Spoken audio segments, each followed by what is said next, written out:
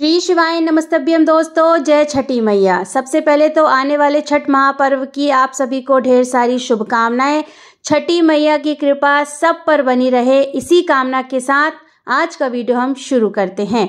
दोस्तों, साल 2025 में 27 अक्टूबर दिन सोमवार को पूरे विधिवत तरीके से छठ का व्रत रखा जाएगा। यह व्रत 25 अक्टूबर साल 2025 से प्रारंभ हो रहा है और वहीं 28 अक्टूबर साल 2025 को छठ महापर्व का समापन किया जाएगा। 25 अक्टूबर साल 2025 को नहाय खाए होगा।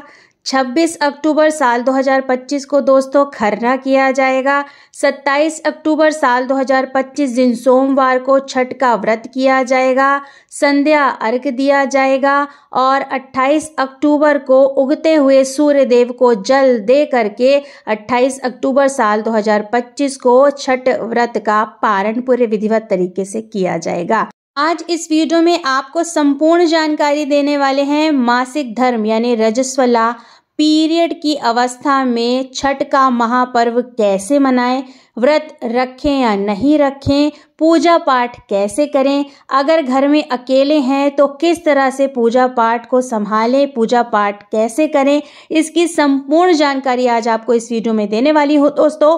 तो वीडियो को पूरा ध्यान से अंत तक देखिएगा, सुनिएगा। वीडियो पसंद आ जाए तो वीडियो को छोटा सा एक लाइक कर दीजिएगा, साथ ही साथ अपने ही चैनल को जोर से सब्सक्राइब कर दीजिएगा। देखिए दोस्तों, छठी मैया का जो व्रत किया जाता है इसमें किसी भी प्रकार की भूल चूक को माफ नहीं किया जाता है।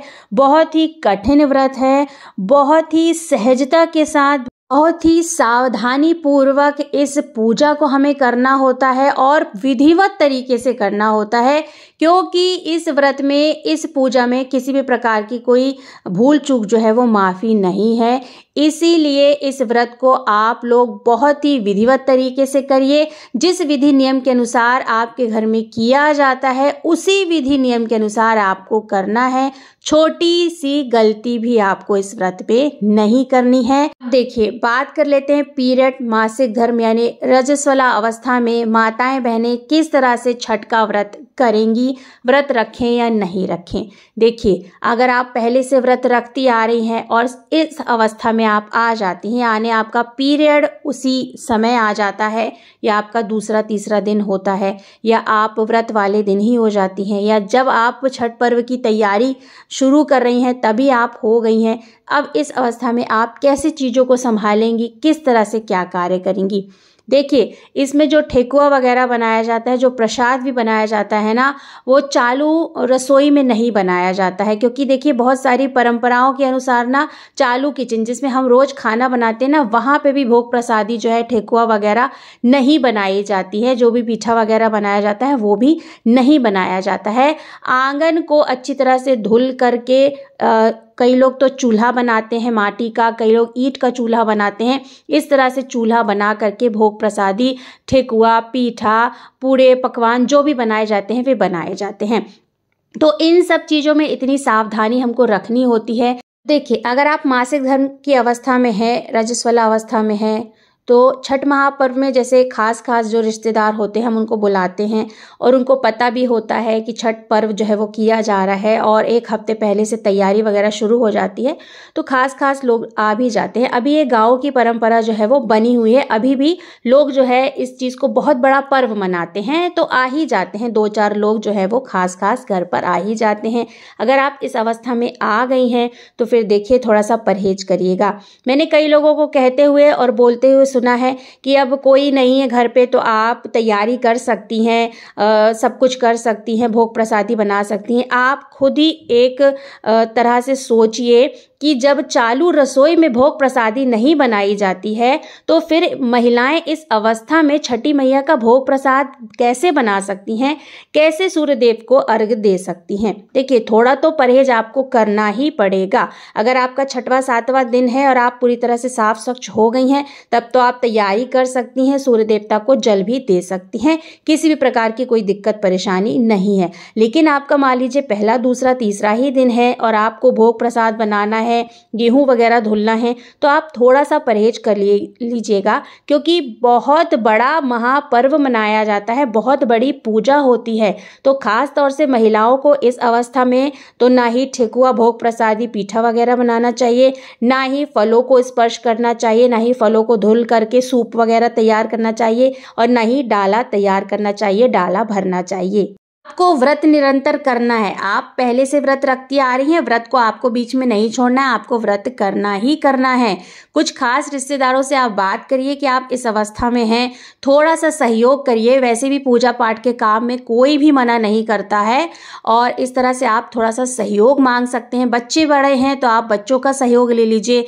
पति जो हैं वो पूजा पाठ के लिए मना नहीं करेंगे, तो वो भी आपको सहयोग प्रदान कर देंगे, लेकिन आपको खुद से कुछ नहीं करना है। अब कई लोगों का ये तथ्य होता है, ये मानना होता है कि छठी मैया है, मैया की ही पूजा कर रहे हैं हम, छठी माता की ही पूजा कर रहे हैं, तो हम कर सकते हैं, मतलब राजस्वला अवस्था में हम कर सकते हैं। कैसे कर सकते हैं कि कई वीडियो में मैंने ऐसे सुना है, कई लोग कमेंट्स भी करते हैं कि हमारे यहाँ तो इस अवस्था में भी व्रत कर लिया जाता है।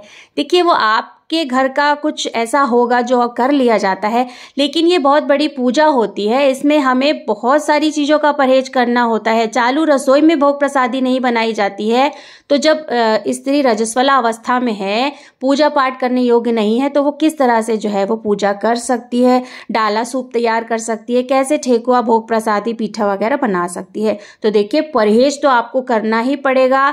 छोटी सी भी भूल चूक जो है वो इस पूजा में माफ़ी नहीं होती है। मैं बार बार आपको इस बात के लिए कह रही हूँ। तो अगर आप लोग इस अवस्था में हैं तो आग्रह करूँगी कि आप लोग पूजा पाठ का कार्य ना करें और चीज़ों को तैयार ना करें, डाला सूप ना तैयार करें, डाला सूप ना भरें, भोग प्रसादी ना बनाएं। थोड़ा सा परहेज कर लें। अपने रिश्तेदारों से, अपने घर के अन्य सदस्यों से थोड़ा सा सहयोग मांग सकते हैं आप। पूजा पाठ के लिए आपको कोई भी मना नहीं करेगा। अब बात कर लेते हैं कि अर्घ कैसे देंगे। देखिए, अर्घ ही जो है वो बहुत ही महत्वपूर्ण रखता है, तो आपको अर्घ नहीं देना है। अगर आपका छठवां दिन हो गया, आप पूरी तरह से साफ स्वच्छ हो गए हैं, आपका मासिक धर्म पूरी तरह से समाप्त हो गया है, तब तो आप घाट पर जा करके, या जिस तरह से भी आप घर पे अर्घ देते हैं तो घर पे अर्घ दे दीजिए, और घाट वगैरह जाते हैं तो आप घाट में अर्घ दे सकते हैं। अगर छठवां दिन है और अगर आप पूरी तरह से साफ स्वच्छ हैं, तभी आपको सूर्यदेव को अर्घ देना है। अन्यथा आपको जरा से भी शंका लग रही है कि आप इस अवस्था में नहीं हैं, आपका मासिक धर्म समाप्त नहीं हुआ है, तो इस अवस्था में घर परिवार के अन्य सदस्यों से सहयोग लें। बच्चे बड़े हो गए हैं, बच्चों से भी दिलवा सकते हैं, और छोटे बच्चे भी हैं तो आप छोटे बच्चों से भी दिलवा सकते हैं। और बच्चे तो मन के सच्चे होते हैं, उनकी पूजा तो अवश्य स्वीकार की जाएगी। आप अपने पतिदेव से जो है वो अर्घ वगैरह दिला सकते हैं, और घर के अन्य सदस्यों से अर्घ दिला सकते हैं। व्रत आप पूरे श्रद्धा भाव पूर्ण भक्ति के साथ रहिएगा। व्रत रखते आ रहे हैं, निरंतर अपने व्रत को आप वैसे ही रखिएगा। व्रत को आपको नहीं छोड़ना है। बहुत बड़ा पर्व है, बहुत बड़ा पूजा है, बहुत ही मतलब महत्व रखता है ये व्रत, इसलिए आपको व्रत नहीं छोड़ना है। बाकी मैंने आपको बता दिया है कि रजस्वला अवस्था में, पीरियड की अवस्था में आप क्या कैसे कर सकती हैं। भूल से भी आप एक्साइटमेंट में आकर के तैयारी मत करिएगा। और भाई, जो लोग कमेंट्स में कहते हैं कि हमारे यहाँ कर लिया जाता है, कोई नहीं है, तो वो अपने घर का नियम देख सकते हैं, लेकिन हम लोगों के यहाँ पे हर एक पूजा पाठ में बहुत ही परहेज किया जाता है। जब राजस्वला अवस्था में होते हैं, पीरियड मासिक धर्म की अवस्था में होते हैं, तो हम पूजा पाठ व पूजा पाठ से जुड़े हुए कोई भी कार्य नहीं करते हैं, भोग प्रसादी, जल इत्यादि को नहीं स्पर्श करते हैं। तो यहाँ पर मैंने आपको संपूर्ण जानकारी दे दी है दोस्तों। आशा करती हूँ आपको वीडियो पसंद आया होगा। अगर वीडियो पसंद आया है तो वीडियो को छोटा सा एक लाइक कर दीजिएगा, और साथ ही साथ अपने ही चैनल को जोर से सब्सक्राइब कर दीजिएगा दोस्तों। बहुत जल्द मिलते हैं एक नए वीडियो के साथ, एक नई जानकारी के साथ। तब तक के लिए श्री शिवाय नमस्तेभ्यम दोस्तों, धन्यवाद।